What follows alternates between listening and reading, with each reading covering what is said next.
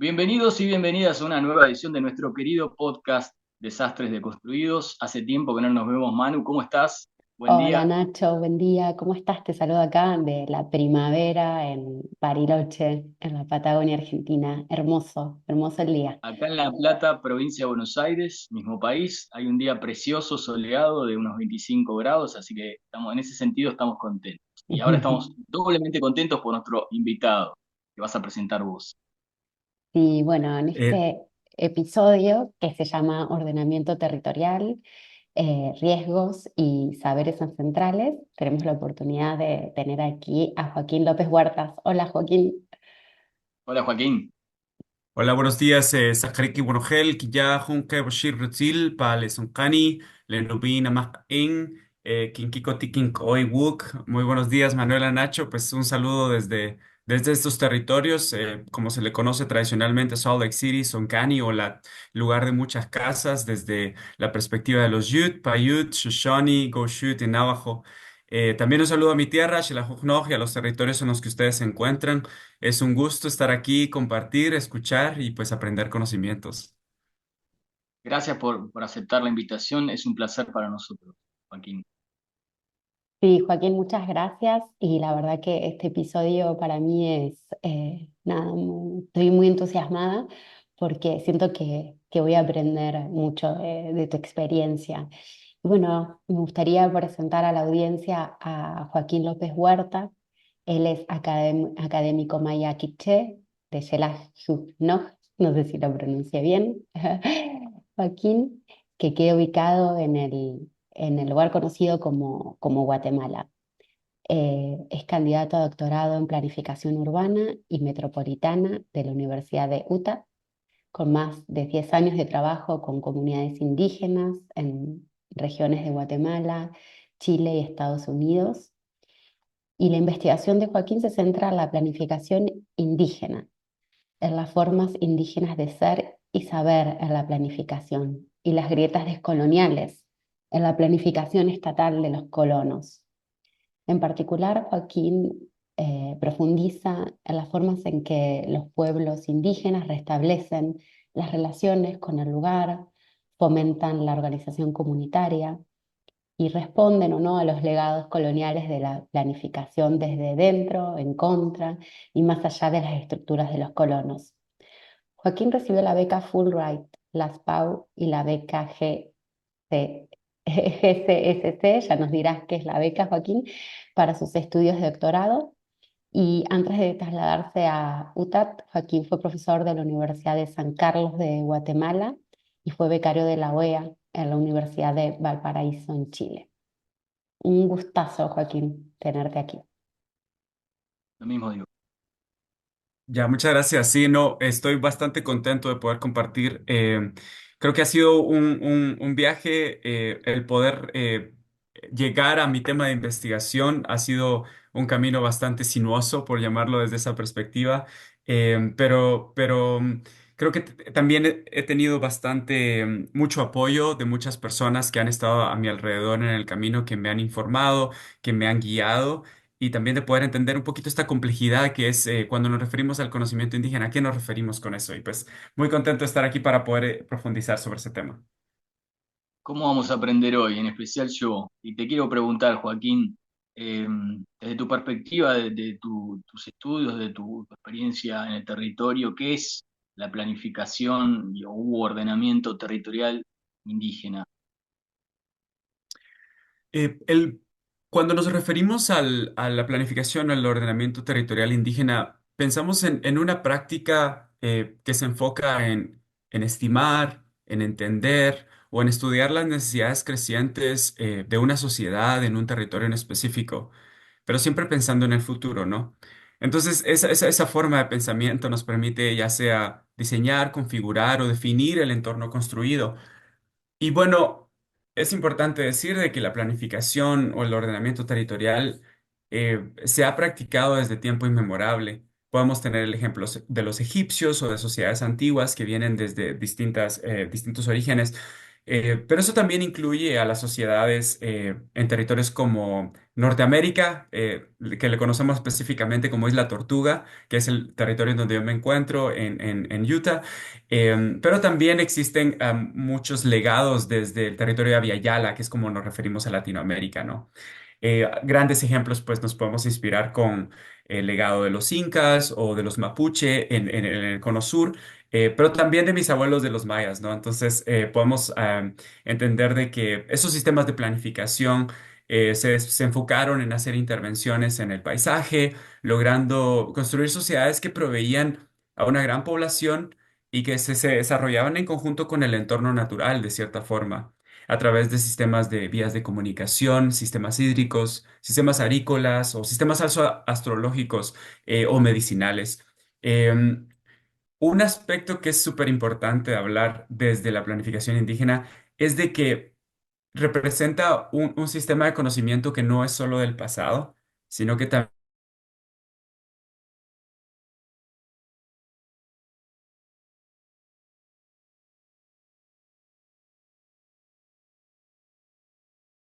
mi investigación actual, pues yo trabajo en comunidades Navajo, en el norte, en el noreste de Arizona y pues también en comunidades Sichiles, específicamente en el territorio de Chajul, en Guatemala. Te hago una pregunta que no está, pero me interesa hablar brevemente sobre la comunidad Navajo. ¿Cuál era la extensión que tenía en esa parte del continente y cuál es la extensión que tiene hoy? Pues muchas de los límites de las reservas fueron definidos a través de tratados que el Estado federal desarrolló con estas distintas comunidades. Pues actualmente se tiene un aproximado de casi 500 tribus reconocidas federalmente. Ese número aumenta cada año debido a que el reconocimiento federal es un proceso en el que otras tribus que no están reconocidas van, y eso se hace a través de los tratados. El tratado entonces es como un instrumento colonial de planificación en donde se definieron las fronteras y los límites de cada reserva. La nación Navajo es la nación con la extensión territorial más grande en los Estados Unidos. Es incluso más grande que el estado de Virginia del Oeste, por ejemplo. Entonces, cuando hablamos de una extensión territorial, hablamos de miles de kilómetros cuadrados en donde la comunidad navajo habita actualmente. Y bueno, es importante también decir de que las reservas, no porque sea territorio que federalmente reconocido para la tribu, no es un territorio en el que la tribu tiene completa soberanía sobre sus recursos.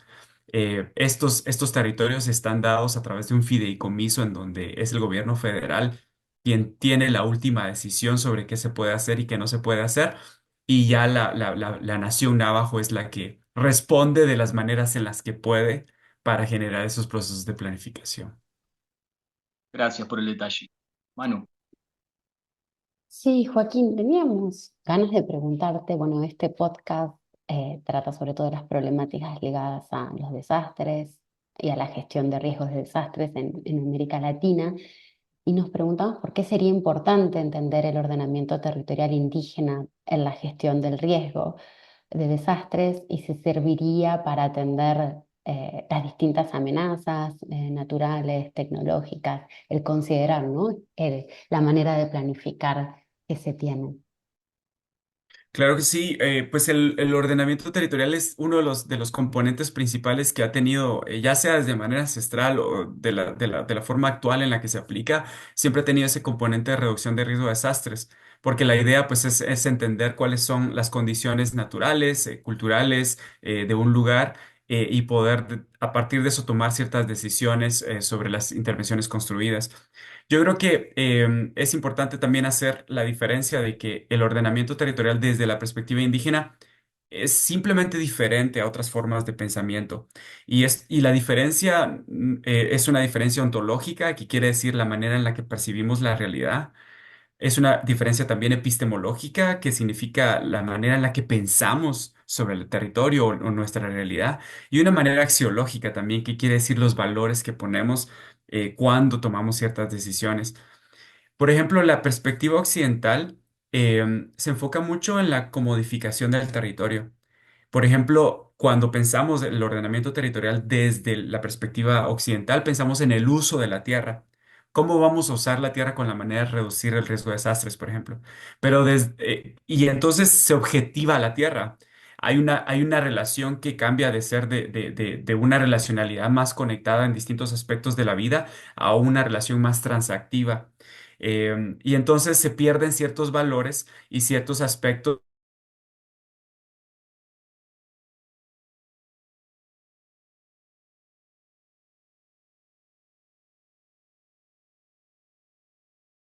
depender mucho de la comunidad con la que trabajamos.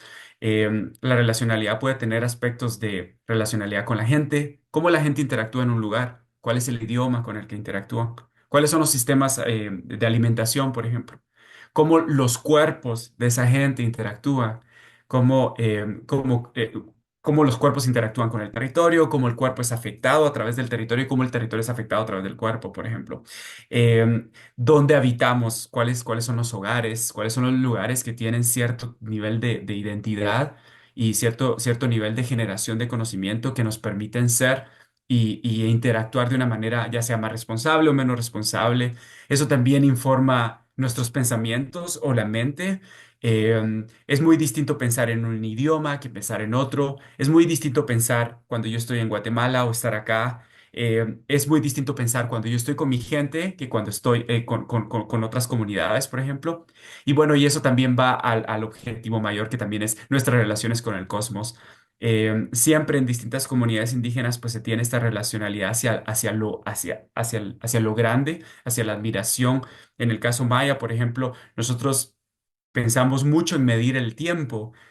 Actualmente los mayas tenemos tres sistemas calendáricos y uno de esos sistemas calendáricos, que es el calendario sagrado, a través del tiempo nosotros medimos el espacio.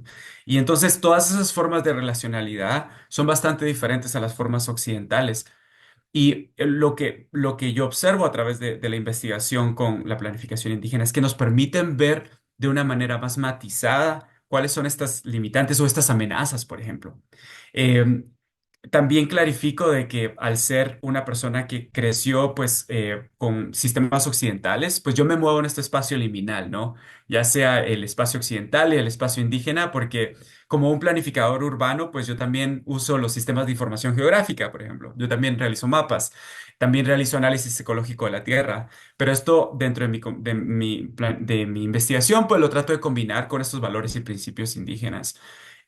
Para complementar, desde la gestión del riesgo, es importante entender que las comunidades indígenas, pues, han desarrollado sistemas de conocimiento, que es un sistema de conocimiento acumulado, es un sistema de conocimiento adaptado y es un sistema de conocimiento local también. Entonces, estas consideraciones y estas características de cómo piensan las comunidades indígenas, pues nos proveen otra perspectiva de cómo adaptarnos y generar estas soluciones ante escenarios de riesgo.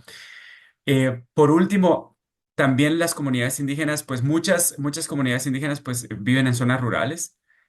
Sus medios de vida están vinculados a estos sistemas naturales, que quiere decir de que las comunidades indígenas son más sensibles a las diversas amenazas.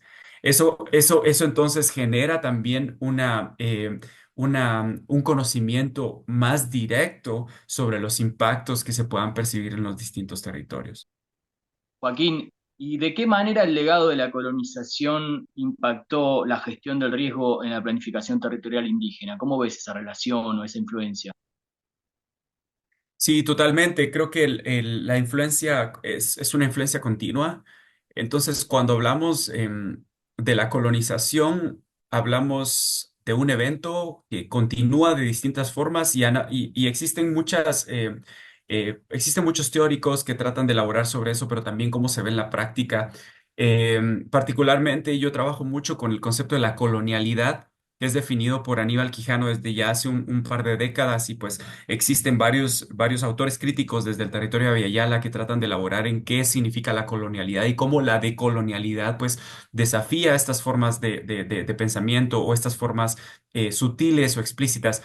¿Por qué digo esto? Porque la colonización como un evento continuo representa no solo desventajas materiales o explícitas a través de la disposición del territorio, de las formas de desarrollo impuestas en las comunidades indígenas, de la explotación laboral o de la violencia y de las enfermedades. O sea, eso es un gran componente que tiene la colonización, pero también la colonialidad se mantiene en formas sutiles, que esto quiere decir cuál es el proceso de generación del conocimiento. Porque incluso dentro de comunidades indígenas, que es parte de la investigación con la que yo interactúo, trato de entender este legado colonial dentro de los sistemas de planificación indígena, porque existe una influencia occidental o una influencia colonial tan fuerte que, por ejemplo, estos aspectos de la relacionalidad de los que yo hablaba previamente han sido ya sea eliminados o supeditados o sustituidos por estas formas occidentales de ver el territorio. Entonces, creo que ese es uno de los desafíos también más grandes. No es solo el pensar, cuando pensamos en regresar la tierra a las comunidades indígenas, pues regresar la tierra no solo tiene un aspecto material de devolverla, sino también cómo regresamos a esos conocimientos y esas formas de pensamiento. Y existen muchos académicos, pero también muchos poetas y artistas indígenas que hablan sobre el componente de caminar hacia atrás, porque el caminar hacia atrás nos permite ver hacia el futuro, que es como nosotros desafiamos y encontramos estos espacios dentro de los sistemas coloniales para decir, ok, nuestras formas de pensamiento nos permitían entender que la tierra nos proveía a nosotros de aspectos tan importantes como el maíz. Nosotros como mayas somos personas del maíz. ¿Cuál es nuestra relación actual con el maíz? Bueno, el maíz provee de estos lugares. Ya nuestra vinculación con el maíz se ha desligado de cierta forma y eso ha generado que no solo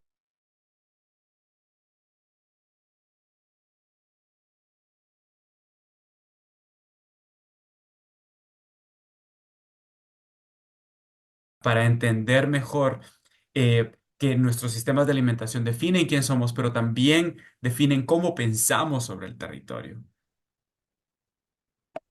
Muy bien. Qué bueno, la verdad que me dejas así como súper sorprendida con estos análisis y esta manera de pensar la planificación territorial. Y nos preguntábamos, o sea, qué instrumentos o qué mecanismos tienen las comunidades indígenas para desarrollar o para aplicar la gestión del riesgo en el ordenamiento territorial o para hacer su planificación en el territorio, en un territorio que ha sido colonizado también, ¿no? Sí, totalmente. Y ese es uno de los desafíos más grandes.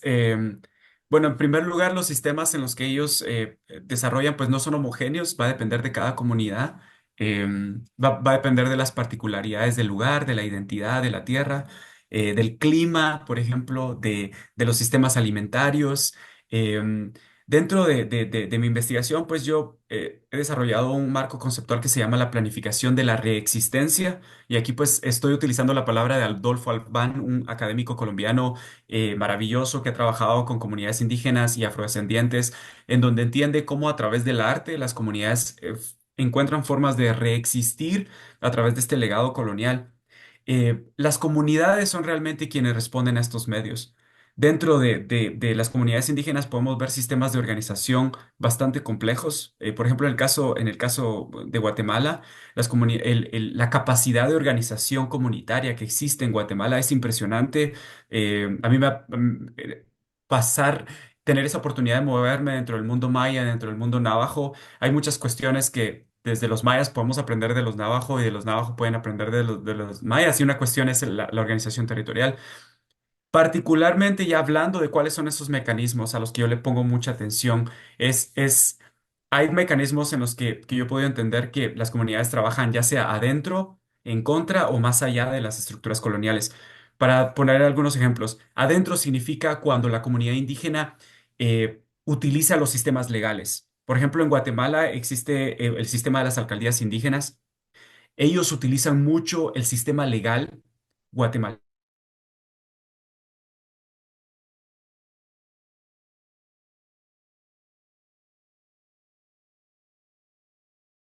sea de un proyecto de hidroeléctricas o de un proyecto que tenga algún tipo de influencia dentro de su territorio y que vaya a generar este tipo de, ya sea de desastres naturales o desastres sociales. Entonces, se utiliza mucho un sistema legal.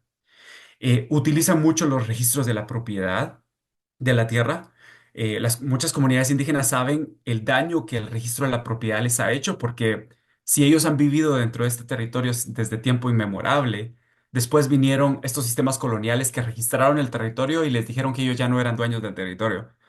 Y a pesar de que eso tiene una carga colonial, las comunidades indígenas también utilizan el registro de la tierra para su propio beneficio. También las comunidades indígenas participan en organizaciones gubernamentales, se alían con distintos actores, están presentes y eso es parte de una estrategia. O sea, cuando yo digo eso, eso es una estrategia dentro del sistema, pero ellos también lo hacen en contra, por ejemplo, cuando existe ese rechazo a la violencia colonial, rechazo a la desposesión. Lo hacen a través de formas muy radicales, como puede ser las manifestaciones, o también lo hacen a través de un incumplimiento justificado. El incumplimiento justificado, pues yo lo he observado a través del rechazo a las regulaciones ambientales. Existen estos procesos de regulación ambiental de que cuando una comunidad indígena va a hacer un proyecto de agua, por ejemplo, viene el regulador ambiental del estado y les dice, ¿dónde está la licencia de construcción? ¿Verdad? Y ellos dicen, no tenemos licencia de construcción. Y entonces les vamos a poner una multa, pero pues no vamos a pagar la multa porque este es nuestro territorio y nosotros estamos desarrollando esto en condiciones en donde no tenemos fondos, es un sistema opresivo ya históricamente y no tenemos la capacidad de responder específicamente a los aspectos técnicos con los que ustedes nos piden. Entonces, eso yo también lo veo en las comunidades navajo. Existen limitaciones para acceder a la tierra. Y entonces muchas comunidades rechazan ese sistema, entonces se da lo que es el incumplimiento justificado, de decir no vamos a seguir esas regulaciones. O por ejemplo, sistemas de conservación. La conservación de sitios naturales o culturales puede también tener esa carga colonial, en donde en Guatemala, por ejemplo, existe la reserva Bicis-Cabá, que es una reserva en la zona de Chile, en donde desde arriba, desde estructuras, ya sea desde la municipalidad o desde el gobierno de Guatemala, defendieron este territorio en Europa para que se catalogara reserva de la biosfera. Nunca se le consultó a las comunidades indígenas y este territorio actualmente está como reserva de la biosfera. El problema de tenerlo reserva de la biosfera es de que priva a las comunidades indígenas que viven alrededor a tener acceso a estos recursos. Entonces las comunidades están en contra de este tipo de conservación porque es una conservación muy colonial que viene desde arriba. No es una conservación que se desarrolla a través de la relación con la gente. Entonces hay muchos sistemas que ellos desarrollan en contra, pero también más allá. O sea, también observo mecanismos más allá de la planificación, que es a través de cómo las comunidades indígenas reinventan la planificación urbana convencional. Es decir, cuando pensamos en el ordenamiento territorial o en la reducción de riesgo de desastres, ¿cómo es esa relación con la reducción de riesgo de desastres si vemos a la Tierra no solo como un objeto, pero también como parte nuestra? Entonces, ya empezamos a pensar en el lenguaje con el que nos referimos. El lenguaje es súper importante dentro de la planificación urbana porque define cuando llamamos a la tierra, por ejemplo, estábamos hablando del territorio mapuche. Cuando hablamos de mapuche es la gente de la tierra. Mapudungún es el lenguaje de la tierra. Y eso se reproduce en otras comunidades indígenas cuando nos vinculamos en el lenguaje. ¿Y cuál es la importancia del lenguaje? Es una forma distinta de ver el territorio. Entonces, ese también es otro de los aspectos en donde yo veo cómo las comunidades indígenas ven más allá de la colonialidad de la planificación. Joaquín, ¿y qué tan usual es que estos saberes ancestrales formen parte o sean la esencia de una política pública? Gracias. Ocurre. Sí, no, yo creo que ese es uno de los desafíos más grandes, pero existen varios ejemplos a nivel mundial. Uno de los ejemplos a los que nosotros siempre vemos como buenos ojos es a las comunidades Maori en Aotearoa, Nueva Zelanda. Ellos, cuando se forma el gobierno, hacen un tratado, que es el Tratado de Waitangi, que es la corona británica, genera este acuerdo con los Maori. Y hay dos acuerdos. Hay un acuerdo que está en Maori y hay otro que está en inglés. Y son muy diferentes los dos, a pesar de que se firmaron el mismo día. pero uno de los requisitos específicos que se hace dentro del tratado es de que cualquier consulta en cualquier territorio de Aotearoa, Nueva Zelanda, tiene que consultar a la tribu local. Si tú no lo haces, estás incumpliendo con la ley y eso puede generar ciertas repercusiones, no solo legales, pero también monetarias, también de otro tipo de demandas a los que un proyecto o cualquier intervención dentro de un territorio se puede enfrentar. Entonces, existe una regulación legal para cómo consultar, pero también entender cuáles son las decisiones que la comunidad indígena está tomando sobre este territorio. Ese es como un gran ejemplo. Canadá actualmente con las naciones, con las primeras naciones está en proceso de desarrollar tratados. Canadá vino un poquito más tarde en comparación a los Estados Unidos en desarrollar tratados con las comunidades indígenas y eso les ha permitido redefinir cuáles son las condiciones de los tratados. Pero, por ejemplo, Canadá también se ha tomado muy en serio la Declaración de los Derechos de los Pueblos Indígenas a nivel de provincia y ciudades como Vancouver, en la provincia de la Columbia Británica, por ejemplo, se han tomado muy en serio esos procesos de consulta. Existen primeras naciones dentro del casco urbano de Vancouver en donde se respeta mucho la soberanía del territorio de las naciones como los Musqueam, como Tsleil-Waututh, como los Squamish, por ejemplo. Ellos también tienen su lugar y su espacio dentro de este entorno urbano y cada vez que se hace cualquier tipo de intervención se respeta mucho la soberanía de ellos como una nación. En el caso de Estados Unidos, pues hace un par de años el presidente Biden desarrolló una guía presidencial de integración de conocimiento indígena en donde se le solicita a todas las agencias federales consultar a las comunidades indígenas cada vez que se haga alguna intervención en algún territorio. En Latinoamérica tenemos muy buenos ejemplos como en Bolivia o en Ecuador. Sabemos de que en Bolivia pues es la primera nación a nivel mundial en donde se le da la personalidad jurídica a cuerpos naturales, como es el caso de la Madre Tierra. De que después ya replican otros países como Aotearoa, Nueva Zelanda. em, pero que también tenemos ciertas limitantes, ¿no? Yo creo que la colonialidad en Latinoamérica es muy compleja porque no es tan marcada como en poscolonias británicas como en los Estados Unidos o en Canadá, en donde tenemos a los blancos, tenemos a los indígenas, que generalmente no se mezclaron. En Latinoamérica, pues tenemos el mestizaje, entonces es un poquito más complejo identificar esa colonialidad, porque a veces la colonización pues es más interna, o sea, el colonialismo es más interno dentro de nuestras formas de pensamiento.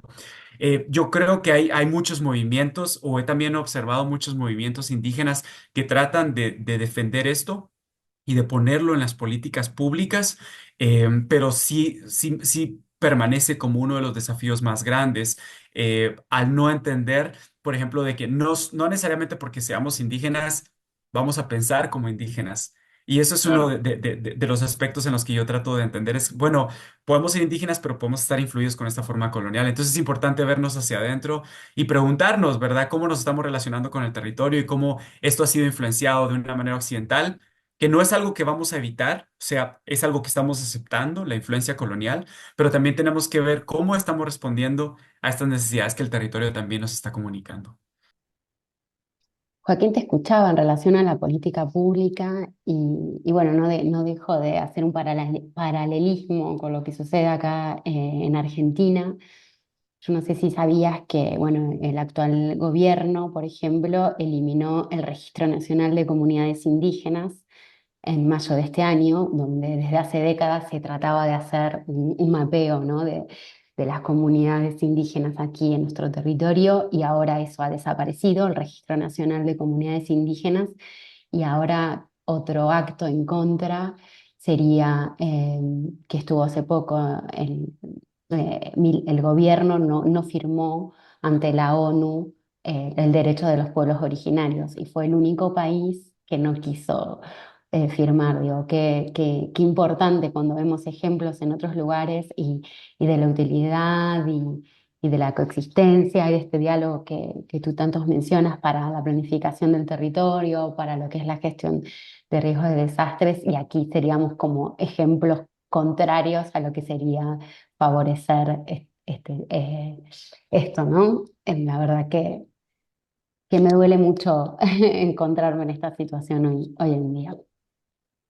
Claro, sí, totalmente. Y yo creo que uno de los aspectos que pasa con el tema de cómo las comunidades indígenas pues están en ese proceso de reconocimiento de su autodeterminación y de su soberanía, que es de los desafíos más grandes, es de que pues nos enfrentamos con distintos ciclos, ¿no? Y yo creo que es algo muy similar lo que vamos a esperar tal vez en los próximos años, en el caso de los Estados Unidos. Para dar un ejemplo, estuve realizando investigación hace ya un par de años en un monumento nacional que se llama Bears Ears o las orejas del oso en el sur de Utah. Es un territorio que está fuera de las reservas, pero que 5 tribus indígenas vinieron a reclamarlo para conservarlo dentro de sus propias formas de pensamiento.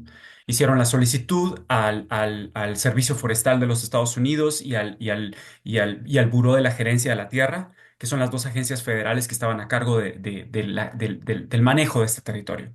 Eh, Esto fue durante la presidencia del presidente Obama en el 2016 y pues las comunidades indígenas fueron muy estratégicas en entender de qué manera proteger este territorio, porque al principio querían hacer un acuerdo de parte del Congreso, pero se dieron cuenta de que un acuerdo del Congreso llevaría más tiempo. Entonces empezaron a buscar otros instrumentos legales. En este sentido, pues ellos empezaron a buscar grietas de coloniales dentro del sistema colonial. Y entonces una de las formas en las que ellos trabajaron fue realizar una propuesta con distintos grupos de conservación. Entonces ellos de alguna manera como proveyeron el consentimiento para trabajar con estos grupos que de alguna manera se pueden criticar como coloniales, pero ellos dijeron, sí, lo vamos a hacer porque de esta manera vamos a llegar a un objetivo que es el nuestro. El presidente Obama, pues en esa época, antes de terminar su segundo periodo, en 2016, se enfocó mucho en autorizar muchos monumentos nacionales.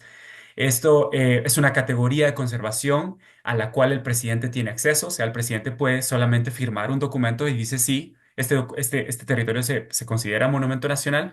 Entonces, estas 5 tribus trabajaron con estos grupos de conservación, desarrollaron una propuesta bastante comprensiva, la llevan con el presidente y el presidente dice sí, la vamos a firmar y se autoriza el monumento nacional. Empieza el proceso de planificación y de gerencia de este territorio, en donde las 5 tribus pues trabajan con estas dos agencias federales. Pero al terminar esta presidencia y entra el primer periodo del presidente Donald Trump, él reduce el territorio. Hay una serie de justificaciones por qué se da, específicamente un pensamiento un poco más conservador en el estado de Utah lo ve como una amenaza a la conservación desde el estado de Utah y no desde el gobierno federal. Entonces, el presidente autoriza la reducción del territorio y se reduce, el territorio era por encima del 1 millón de acres y se reduce como en 90%. Es un territorio más pequeño en el que se reduce. Las 5 tribus dicen ya no queremos trabajar. Y bueno, están en el proceso para la recuperación de este territorio. Y bueno, entra el presidente Biden y el presidente Biden firma un restablecimiento del monumento, en donde las tribus vuelven a participar dentro del proceso de planificación y pues es lo que se ha dado en los últimos 4 años de gobierno, pero que actualmente se entiende un temor por pensar de que al entrar un nuevo gobierno de Donald Trump, pues va a reducir nuevamente el monumento. Entonces, sí existen estos ciclos, yo creo que en otras geografías, y lamento escuchar bastante en el caso de Argentina, porque creo que esta es una lucha que continúa. Me gusta citar mucho esta frase que me dijo uno de los alcaldes indígenas de Chajul, o que él siempre menciona, que él dice, nosotros estamos haciendo una revolución silenciosa, porque nos involucramos bastante con el gobierno, trabajamos con ellos, vamos a las reuniones, los escuchamos y también proponemos nuestras ideas. Pero nosotros nunca usamos la palabra revolución, porque al momento en el que la usamos, ellos nos dejan de escuchar. Piensan que somos Ujú. salvajes, piensan que no entendemos, piensan que queremos algo mucho más radical, pero lo estamos haciendo dentro de nuestra propia manera. Y yo creo que lo que veo mucho dentro del pensamiento indígena es de que si ha habido una paciencia de 500 años para esperar, Mm. van a existir muchos más años en los que vamos a seguir con esa lucha. Entonces, sí, lamento escucharlo desde la perspectiva de Argentina, pero también tengo mucha esperanza de que la nación mapuche, por ejemplo, o las otras naciones que se encuentran en los territorios en donde ustedes están, van a continuar con esos procesos de alguna u otra forma. Bien, no sé si había Gracias. quedado algo de tu pregunta sobre los desafíos de las Sí, comunidades. ahí va, justamente, era como, Porque bueno, lo has nombrado, ¿no? De uno, esto, ¿no? De las políticas públicas que irían en contra y cuáles serían otros, ¿no? De los desafíos que las comunidades enfrentan para desarrollar sus procesos de ordenamiento territorial y gestión del riesgo. Sí, totalmente. Por ejemplo, en este caso que yo mencionaba de Utah, pues las naciones indígenas en los Estados Unidos es un caso muy particular porque ellos tienen cierto nivel de toma de decisiones dentro de la reserva. El caso este del monumento nacional que yo menciono está fuera de la reserva, entonces representa cómo las comunidades indígenas están creciendo ese nivel de soberanía. Lo que sucede en comunidades como en Guatemala, o en el territorio mapuche o en otras comunidades de Latinoamérica en donde no se definieron estas reservas específicas en donde las comunidades tienen completa toma de decisiones, es de que existe esa lucha por la recuperación. En Guatemala se da mucho de que a través del registro de la propiedad, distintos dueños de fincas, por ejemplo, eh, pueden demostrar legalmente que son dueños de ciertos territorios en donde comunidades indígenas continúan trabajando la tierra.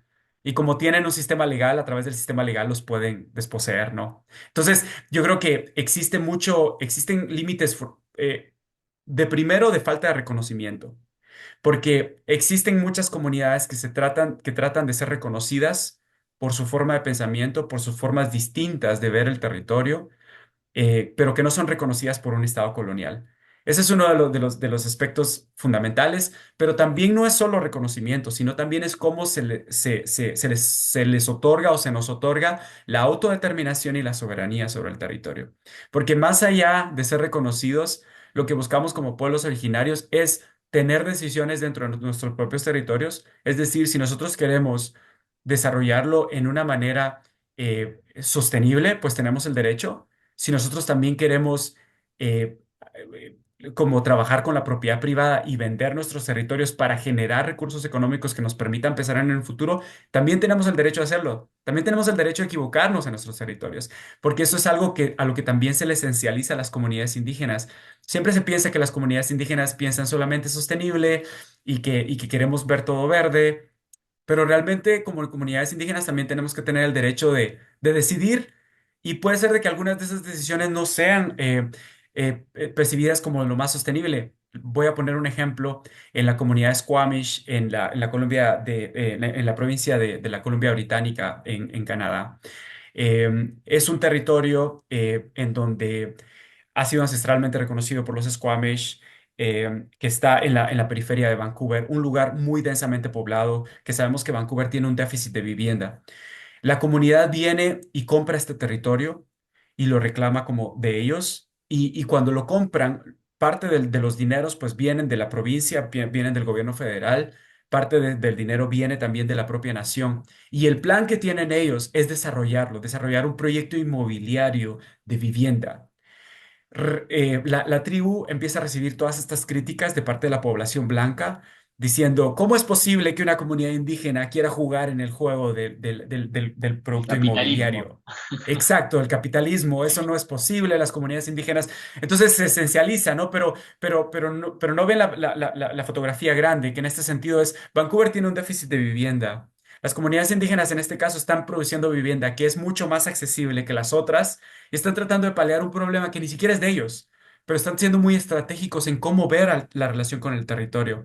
Y pues el proyecto ha sido muy famoso, muy polémico, pero de esta manera la nación también está generando recursos para poder traer educación a sus comunidades, para poder traer salud, para poder traer otros aspectos de los cuales ellos no pudieran tener acceso. Entonces, yo creo que existe esta forma de soberanía, de cómo las comunidades indígenas pues también se meten dentro de este sistema a traer no solo o a usar esos instrumentos que ya han sido generados a través del capitalismo, pero que tienen otro tipo de matices, porque son elaborados a través de sus principios, de cómo ellos están respondiendo a un sistema que ya es opresivo.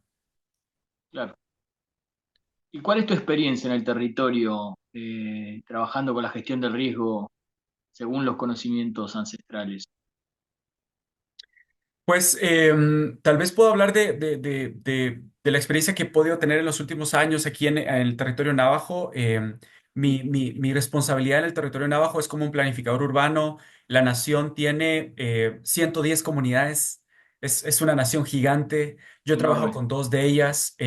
Y bueno, como nación tiene su propio sistema legal, tiene su propio sistema de políticas de regulación del territorio y a cada comunidad la Nación Navajo les pide tener un instrumento de planificación urbana. Entonces, mi trabajo en estas dos comunidades es ser el planificador que genera estos mapas, que genera los análisis, pero que también define las políticas.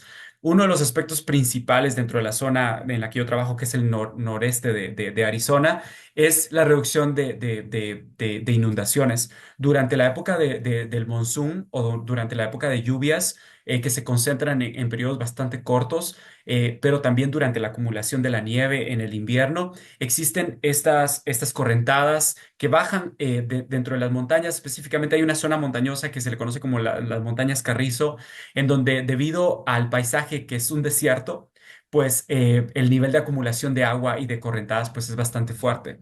Esto genera distintos impactos, ya sea a través de que se bloquean los caminos, pero que también se afectan los cultivos, las viviendas y, bueno, afecta en el ecosistema como tal, ¿no? Entonces, una de las prioridades en las que nosotros hemos trabajado es cómo controlar, cómo generar sistemas de control de inundaciones a través no solo de infraestructura antigua que se haya implementado dentro de la nación, pero también a través de la relación que ellos tienen con el agua, por ejemplo, a través de la relación que ellos tienen con los distintos medios de vida. Entonces, dentro una de las priorizaciones que nosotros estamos desarrollando es cómo recuperar infraestructura que es de los años de 1910 a 1930 que se desarrollaron como pequeños reservorios dentro de la nación para captar agua de lluvia.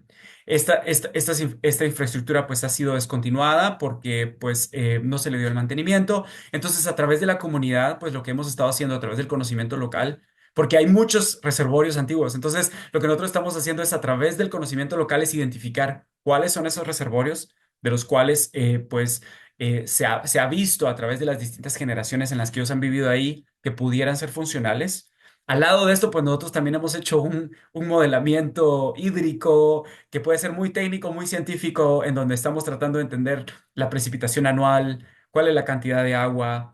Pero al lado de esto lo llevamos con el conocimiento indígena, es decir, ok, la parte ecológica hídrica nos dice que de los 100 reservorios que tenemos en la comunidad, podemos utilizar 20, pero estos 20 los traemos en la comunidad, nos vamos a caminar en el territorio, traemos mapas, identificamos y decimos, ok, basado en el conocimiento que ustedes tienen, ¿cuáles son los más viables? Y entonces ellos ya a través de esa complementariedad empezamos a definir, bueno, estos no, porque aquí no estamos reduciendo la inundación de estos caminos, por ejemplo. Entonces, estamos priorizando algunos con la idea de reducir la inundación de los caminos, pero también el aprovechamiento del agua.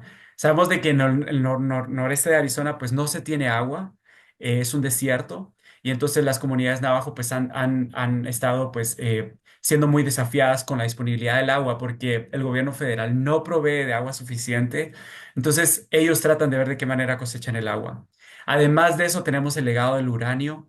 Durante la época de los 50, toda la nación navajo fue objeto de prospección del uranio y hubieron muchas minas, entonces hay mucha contaminación superficial con uranio y que es un problema que se está tratando de evaluar sistemas de filtración y otros aspectos. Entonces, pero todo este conocimiento son a partir de las relaciones que hemos podido tener en el territorio, de las prioridades que ellos ven y decir, ok, si tenemos esta agua contaminada, tal vez la utilizamos para o tal vez la canalizamos de una forma distinta, pero si esta agua no está contaminada, la podemos utilizar para agricultura o también para el ganado. Pues el navajo tiene una relación muy directa con el ganado bovino.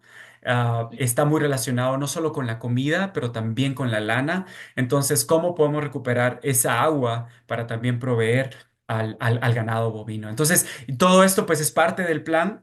Es algo que tiene mucho que ver con la gestión del riesgo, pero también tiene que ver con la gestión del ordenamiento territorial desde el pensamiento indígena.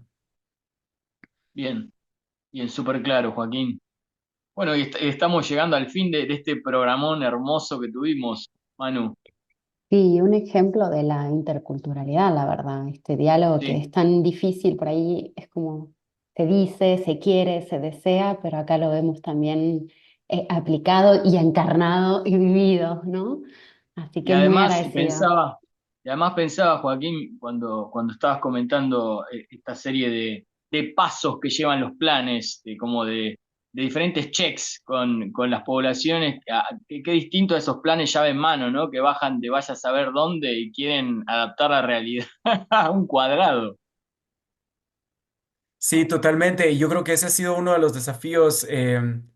Actualmente, bueno, uno de los casos en los que he estado también involucrado es en las comunidades de chiles en Guatemala, donde pues ellos también tienen sus instrumentos de planificación territorial bastante occidental, pero tenemos el caso de que pues en esta municipalidad o en este territorio de Chajul, el 99% de la población es indígena, particularmente Maya y Xil. Entonces, el alcalde es Maya y Xil, todo se habla en Maya y Shil. Hablan español, hablan poquito español, pero la mayoría de las conversaciones son en Maya y Shil. Pero el alcalde municipal como tal se encarga de aplicar una ley que no tiene, que tiene muy poco que ver con lo Maya y Shil. Entonces, las alcaldías indígenas, lo que ellos han tratado de hacer es desarrollar estos instrumentos contrahegemónicos, le decimos, porque hace ya desde enero de este año, pues llegó el presidente de la República a esta región. Ellos desarrollaron su propio plan. Y ellos dijeron, la forma en la que se planifica en la municipalidad es muy colonial.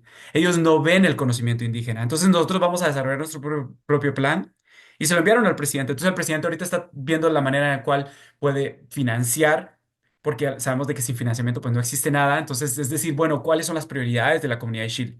El lenguaje, los sistemas de tejido, los sistemas de agrícolas que son sistemas más agroecológicos y que no dependen tanto de la industria agroquímica. Entonces, todos estos aspectos que son la prioridad dentro del territorio Shil, dentro de las comunidades, es lo que se está demandando más allá de decir, ok, vamos a catalogar este territorio como de uso comercial. Y entonces vamos a meter muchos comercios, pero bueno, los alcaldes indígenas dicen, sí, pero es que eso tampoco se alinea con nuestros valores. Alineémoslo con nuestros valores y digamos, ok, ¿qué tipo de comercios? Porque si van a hacer, no sé, si va a ser un comercio, un McDonald's o va a ser un Burger King, pues ¿qué tanto se alinea a eso, a nuestros principios? Porque tal vez podemos querer un Burger King, pero también vamos a querer un local en donde podamos aprender más sobre el significado de nuestros tejidos. O vamos a querer un espacio en donde los niños puedan llegar a aprender más sobre el idioma. Entonces, cómo nosotros mezclamos estas dos formas es el desafío y por eso es de que la lucha continúa, que es una frase que escucho bastante dentro de estos territorios, porque se sabe de que aún al firmar estos acuerdos, aún al reconocer a la comunidad indígena, la lucha sigue continuando, porque es una lucha que si en los 500 años pues se dio de alguna forma, dentro de estos próximos 500 o 1000 años se va a dar a través de otras condiciones. Bien, mejor final que ese no encuentro. Muchas gracias, Joaquín. Y bueno, saludamos a toda la audiencia de Desastres Desconstruidos para América Latina y esperamos que les haya gustado tanto como a nosotras y a nosotros este episodio. Así es, nos encontramos en la próxima edición.